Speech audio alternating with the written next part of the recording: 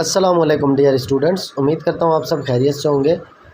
हम लोगों ने ग्लाइकोसाइड्स चैप्टर स्टार्ट किया था, उसमें हम एक ग्लाइकोन की बेसिस पे क्लासिफिकेशन पढ़ रहे थे ग्लाइकोसाइड्स की, जिसमें फ़र्स्ट क्लास हमारे पास एंथ्राक्विनोन ग्लाइकोसाइड थी और उसमें प्लांट हमारे पास है रुबाब। रुबाब बायोलॉजिकल सोर्स है रियम पाल्मेटम और पार्ट जो हम इसका यूज़ करते हैं रूट्स या राइजोम ड्राई फॉर्म में। फैमिली पॉलीगनोसी है। मेन केमिकल कंस्टिट्यूएंट अगर हम रुबाब के देखें तो chrysophanol, aloe emodin, emodin, rhein, sennoside, free gallic acid, catechin, rheotannic acid और सिनामिक एसिड, ये सारे के सारे मेन केमिकल कंस्टिट्यूएंट्स हैं हमारे पास रुबाब के। इनमें से कुछ केमिकल कंस्टिट्यूएंट हमने ऑलरेडी डिस्कस किए थे केस्कारा साग्राडा जब हमने डिस्कस किया था, तो उसमें बाकी जो रिमेनिंग स्ट्रक्चर्स हैं वो भी इंशाल्लाह मैं आप लोगों के साथ अलग लेक्चर्स में शेयर कर दूंगा। ठीक है, ये हमारे पास डिफरेंट केमिकल स्ट्रक्चर्स हैं जो केमिकल कंपाउंड्स हमने डिस्कस किए।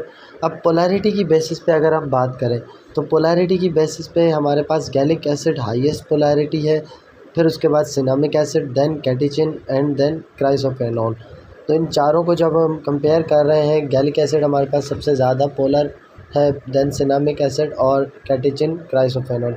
स्ट्रक्चर आप अगर इनकी देखें तो गैलिक एसिड में हमारे पास कार्बोक्सिलिक एसिड के साथ 3 हाइड्रोक्सिल ग्रुप भी हैं, जबकि सिनामिक एसिड में हमारे पास सिर्फ़ और सिर्फ कार्बोक्सिलिक एसिड है, साथ में कोई हाइड्रोक्सिल ग्रुप नहीं है। इसके बाद कैटेचिन और क्राइसोफेनॉल में अगर हम OH का देखें तो कैटेचिन में एज़ कम्पेयर टू क्राइसोफेनॉल हमारे पास हाइड्रोक्सिल ग्रुप ज़्यादा है, तो उसकी वजह से कैटेचिन भी ज़्यादा पोलर है क्राइसोफेनॉल से। तो इस तरह से पोलैरिटी हमारे पास first gallic acid, second cinnamic acid, third catechin और फोर्थ क्राइसोफेनॉल होगी।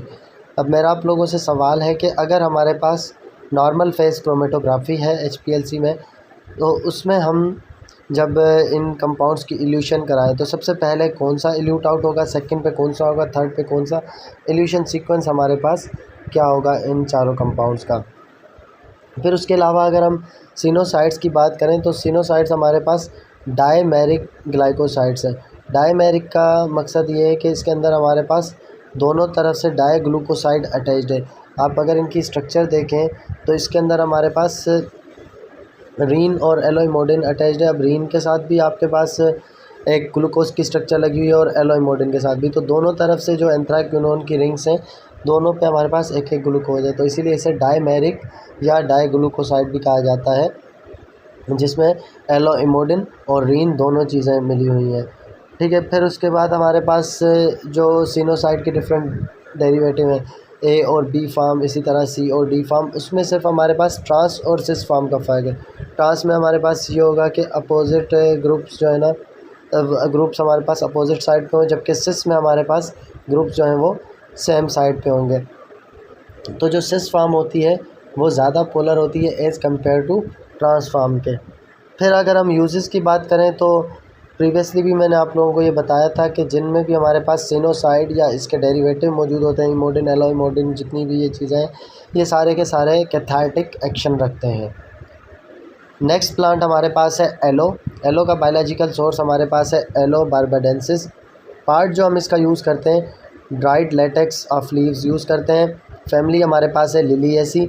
मेन केमिकल कॉन्स्टिट्यूएंट अगर हम इसके देखें तो फिर से हमारे पास एलोइमोडिन, क्राइसोफेनोल और बारबेलोइन है।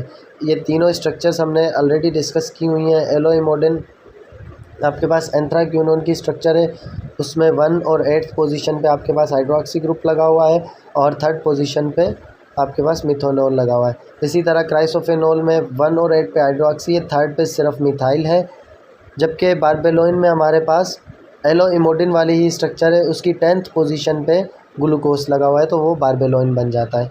पोलैरिटी अगर हम इन तीनों की देखें तो पोलैरिटी एलोइमोडिन की सबसे हाईएस्ट होगी क्योंकि उसमें OH ग्रुप ज़्यादा है, देन हमारे पास बारबेलोइन की होगी और सबसे लास्ट क्राइसोफेनोल की, क्योंकि बारबेलोइन में भी हमारे पास OH group as compare to chrysophanol के ज़्यादा है।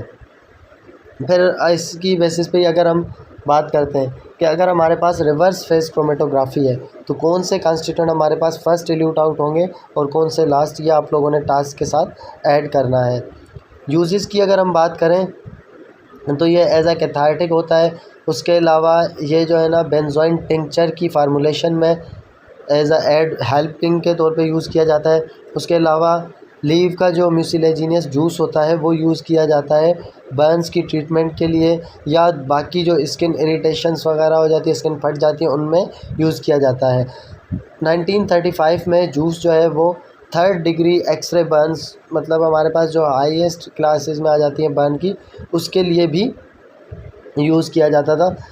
और मोस्ट रिसेंटली जो है एटॉमिक रेडिएशन बर्न्स वगैरह की ट्रीटमेंट के लिए भी यूज़ किया जाता है एलो हमारे पास।